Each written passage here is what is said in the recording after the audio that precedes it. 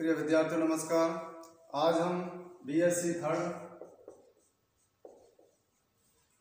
जो plant physiology की बात कर रहे थे, हम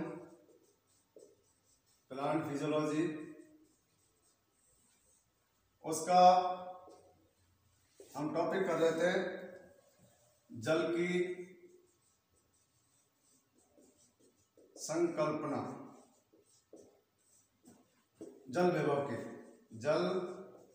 विभव की संकल्पना, कॉन्सेप्ट ऑफ वाटर पोटेंशियल, जिसे हम बात की थी किससे रिप्रेजेंट करते हैं, साई से, PS साई से। तो इसके अंदर हमने बात की थी कि जो जल विभव है उसके तीन घटक होते हैं, तीन कंपोनेंट या घटक। कौन कौन से? पहला है साई एम, मैट्रिक पोटेंशियल। दूसरा हमने बात की थी साई एस, जिसको बोलते हैं हम सॉल्यूट पोटेंशियल। और थर्ड जो था वो था साई पी, जिसको बोलते हैं हम प्रेशर पोटेंशियल। तो देखिए, हमने पिछले क्लास में बात की थी कि इन तीनों घटकों को मिलाकर एक समीकरण बनता है, जिसको बोलते हैं हम साई बराबर जल विभव बराबर psi M plus psi S plus psi P. ये हमने बात की थी। यहां हमने बात की थी कि जो मैट्रिक पोटेंशियल है, इसका यहाँ महत्व कम होता है, तो इसलिए साई बराबर P Sai S plus psi P. ये जो समीकरण है वो लागू होती है अपने इसमें पादप में। तो यहाँ पर हम बात करें सॉल्यूट और पोटेंशियल। ये हमने बात की थी कि जब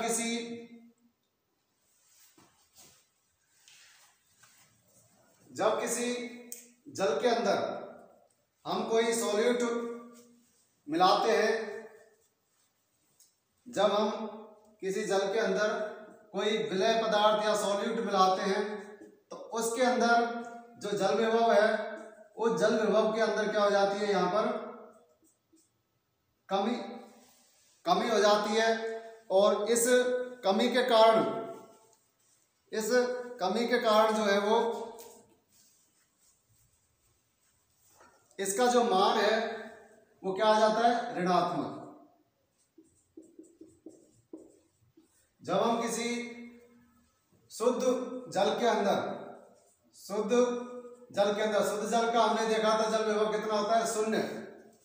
जब हम इसके अंदर कोई सॉल्यूट मिलाते हैं तो सॉल्यूट की वजह से इस शुद्ध जल का जो जल विभव है वो 0 से कम हो जाता है, यानी कि ऋणात्मक हो जाता है। तो यहाँ पर इसका मान जो है वो ऋणात्मक आता है, और इसको हमने पहले बात की थी किस में मापा जाता है, बार के अंदर। ऐसे ही हम बात करें इसके अंदर हम बात करें प्रेशर, ठीक है, प्रेशर विभव, दाब विभव जिसको हम कहते हैं। तो इसके अंदर हम बात करते हैं कि इसका मान जो है वो क्या आता है, धनात्मक आता है, क्योंकि इसको हम परासरण विभव भी कह देते हैं, परासरण दाब विभव, परासरण विभव भी कह देते हैं, क्योंकि इसके अंदर जब हम इसके अंदर जो इसका मान है वो क्या आ जाता है, धनात्मक आ जाता है। तो इसके अंदर धनात्मक आने का कारण है कि इसके अंदर जो परासरण की क्रिया है उसकी वजह से परासरण दाब यहाँ बढ़ जाता है और इसका मान जो है वो धनात्मक आ जाता है। तो ये तीन हमने जल विभव की संकल्पना के बारे में बात की थी।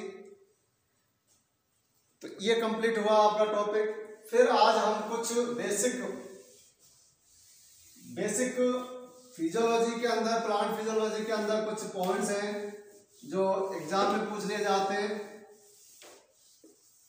हमने पिछली बार वाटर के टाइप्स के बारे में बात की थी, तो आज हम कुछ टॉपिक्स हैं, जैसे कि एक का नाम है बिल्टिंग,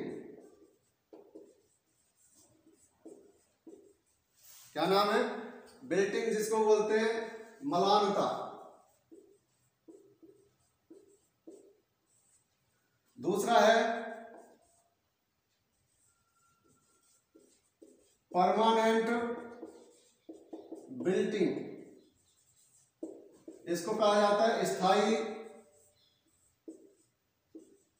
मलानता। एक का नाम है physiological dryness. Physiological dryness, physiological dryness. तो देखिए, सबसे पहले हम बात करते हैं मलानता या विल्टिंग की। विल्टिंग का मतलब है, मान लीजिए कोई पौधा है, ये इसकी लीफ है और ये इसकी रूट्स हैं, ये सॉइल पार्टिकल्स हैं।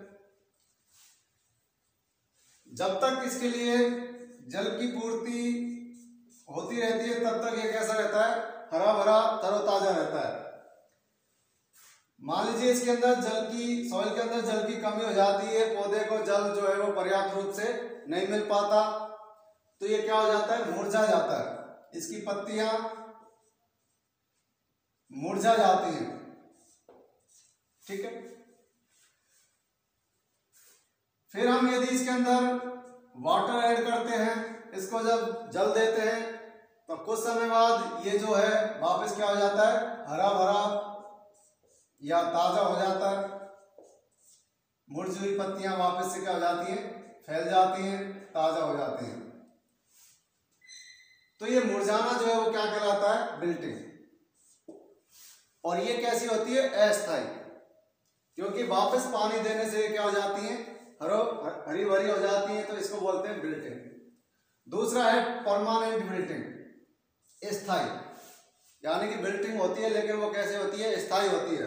स्थायी मतलब वो वापस हरा भरा नहीं होता।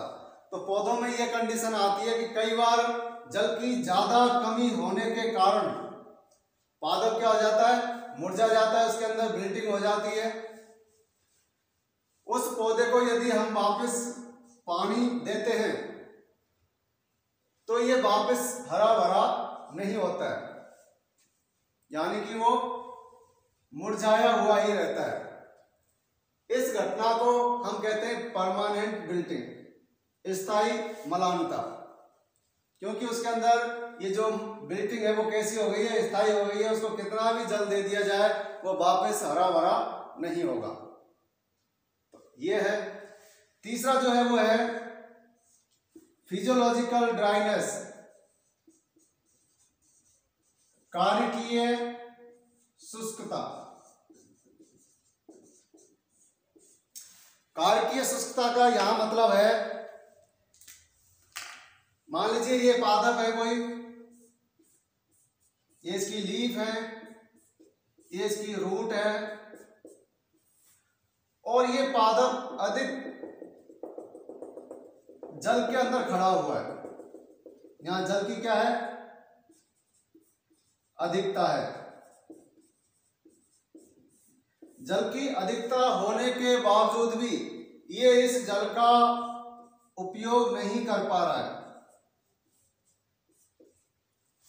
जल की अधिकता होने के बावजूद भी ये इस जल का उपयोग नहीं कर पा रहा है। ये कहलाती है इसकी कारिकीय शुष्कता। और जल का उपयोग नहीं करने का कारण यहां पर हम बात करेंगे ऑस्मोटिक प्रसरण, परासरण दाब की। मान लीजिए ये जल कैसा है? लवणीय है।